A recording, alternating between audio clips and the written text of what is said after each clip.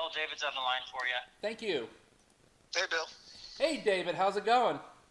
Good, man. How are you? Really good, man. It's a pleasure to speak to you today. Yeah, likewise. Hey, how's the road treating you and the crew out there? So far, so good. We had an off day yesterday in Seattle, so got to do a little tourist for a minute, and then in Portland tonight. So. Oh, wonderful. Now, back when you were younger, when did you first know you wanted to make music for a living? Oh God. I'd been from like late middle school, early high school, all through high school and college.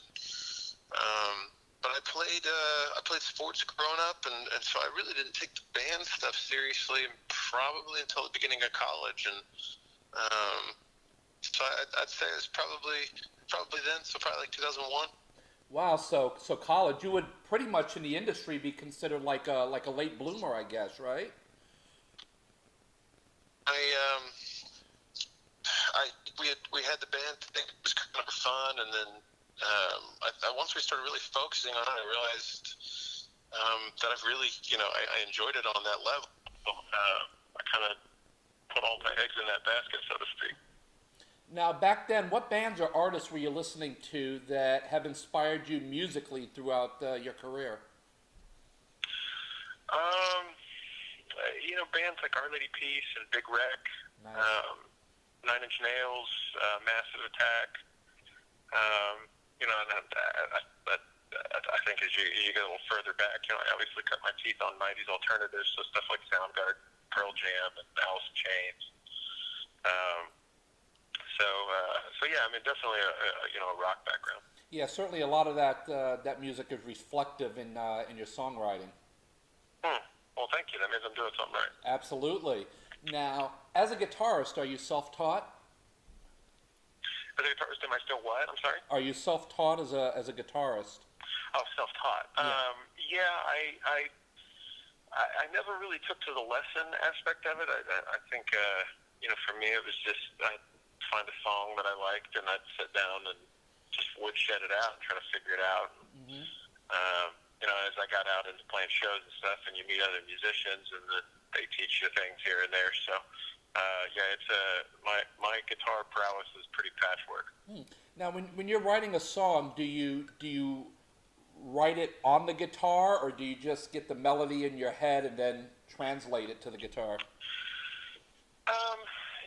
It's expanded and progressed. As I've gotten a little older. Historically, it's always been guitar. But I think really with the last couple of records, branched out into keys a little bit more, and just trying to find different ways to tell a story. Sure. Now it's been 9 years since your deserved win on American Idol. I mean, how much has your life changed since then? I mean, is it everything you thought it would be? Because of course, with fame comes a lot of responsibilities. It's I say it this way. I'm certainly grateful, fortunate to be where I'm at. But I spent 25 years kind of wiring myself a certain way to exist, and then this idol thing kind of happens. You're forced to kind of rewire on the fly. So it's been. I don't know that I expected it, purely because I don't know how anybody can be on one side of something like that and know what's going to happen on the other side. Yeah. But it's. It's changed my life in a million different ways for the better. Now, we're of course excited that you have new music out. Your latest single, Gimme Heartbreak, is flying over the airwaves of radio stations everywhere. Now, Gimme Heartbreak to me represents a departure from some of your previous work. How did that song come about? It was a conscious effort. I felt like our last Fully Digital Vein felt like a great bookend for that period of my career. And as I look forward and sort of the writing process for this new stuff, I wanted it to feel different. I wanted it to feel like maybe not a departure so much as just like I said before. I think just finding new ways to tell a story. Yeah. and so I leaned on, stuff like Nine Inch Nails and Massive Attack, and then from there really tried to bring in some more cinematic pop elements. Really just, challenging myself to try something different. And I think the end result is a song like Gimme Heartbreak that, like you said, I think is, it's a different vibe for sure. Yeah, I really love when an artist such as yourself breaks out of their comfort level of complacency. I mean, it's a risk, but it is certainly going to keep the attention of your fans. And I think in the end, they'll be grateful that you are that guy that is willing to take a risk. I hope so. I think the one thing I love about this gig more than anything else is the creative process and really challenging yourself there and trying to find different landscapes for music. And so, the idea of finding something that works and then beating that into the ground for the next 40 years doesn't really sound all that appealing to me. Yeah. Now, for those that have never seen the inner workings of a rock star's life, what is a typical day like for you from the time you wake up all the way to showtime?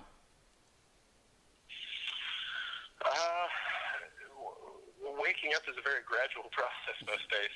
Sure. Typically it's up anywhere from 7 a.m. to noon, depending on your schedule for that day, and then load in, sound check, try to find some food for the show, and as I've gotten a little older, it's become more of an endurance challenge. I think in the context of you really kind of got to be on top of what you do to your body on a daily basis. So it's all the fun stuff that you don't get to do. It's maybe you don't get to have that beer, or maybe you don't get to eat that spicy food because you got to go sing for a couple hours a night. So. Now, as a vocalist, do you do anything to maintain your vocals while you're on tour? I mean, the big ones for me is, I try to watch caffeine. I try to watch alcohol. I try to get an adequate amount of sleep. Watch spicy foods and dairy and all that stuff. So it's, I think one of the double-edged swords of coming from a process like Idol is there's a certain vocal level that's expected, and so in order to do that and recover each night, you kind of really got to mind your definitely your P's and Q's. So. Now, speaking of Idol, auditions were just held in South Florida this past weekend for the new season of American Idol. Have you been approached to participate in any way this season? The lines of communication are always open. The great thing is the show's transitioned over to ABC. A lot of the same people are kind of behind the scenes, so there's that built-in relationship. So, we've talked about it. I think it's just finding, the best way for me to be useful to them and for everybody to get the most out of it. Yeah, I think because now you have almost a decade of road experience and such, you would be like a great coach for some of these up and coming kids this season. I'd love to do it. A couple experiences I had mentoring the last few seasons. I've really, really enjoyed it. I think it's such a unique experience to go through to kind of have, hopefully for the contestants that I get to work with, I was able to be somebody for them to lean on a little bit and figure it out, because again, it is a very unique process. Definitely. Finally, once this tour is finished, what is next for you on the horizon? We get off the road, I think October 1st, and we picked up a few one-offs throughout the end of the year, and then just kind of put the finishing touches on this new EP. We'll get it released and out and get back out on the road and support it. So that's the plan right now. And then, just trying to fill the dance card as much as we can. All right. Well, David, I thank you so much for taking time out of your busy touring schedule to talk with RockBandReviews.com today. And we're really excited to see you here in Fort Lauderdale on September 23rd at the Broward Center for the Performing Arts. Yeah, man. Looking forward to it. Thanks so much. All right, cheers, brother, and safe travels on the road. All right, thanks, bud. Okay, bye-bye.